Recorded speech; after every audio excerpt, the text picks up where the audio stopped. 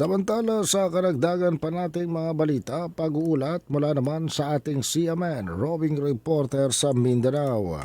CNN Live Nation. Willie Boy Ramos, magandang araw sa iyo.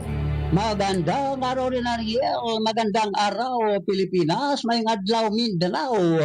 Nasawi sa pinagsamang pulis at military operations ang leader ng BIFF or Bangsamoro Islamic Freedom Fighters na si Ismail Abubakar alias Bungos.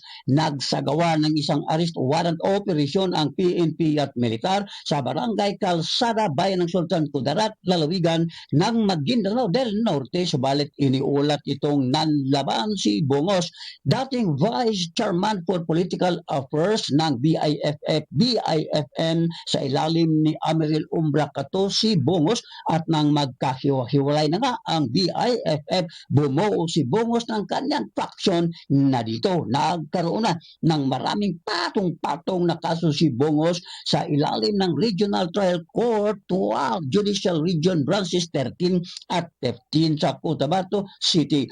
Kasong murder with double frustrated murder at destructive arson ang kasong kinarap ni Bungos. Samantala, voluntaryong isinuko naman ng mga residente sa barangay Ramong Gao, Bayan ng South Upi, Maguindanao del Sur ang 79 na mga lost firearms at bilang kapalit sa kanilang pagsuko, tumanggap ng livelihood at agricultural assistance ang hindi pinangalanang nag-surrender ng mga armas. Binigyan sila ng baka, kambing, binhi ng mais, pataba at bigas. Willie Ramos, Semen Robin, reporter ng Mindanao Radyo Kalikasan New City Base, nagalat ng live para sa CMN Pilipinas. CNN Live Nationwide. Maraming salamat, Willie Boy Ramos, ang ating CMN roving reporter sa Mindanao. Samantala sa iba pa nating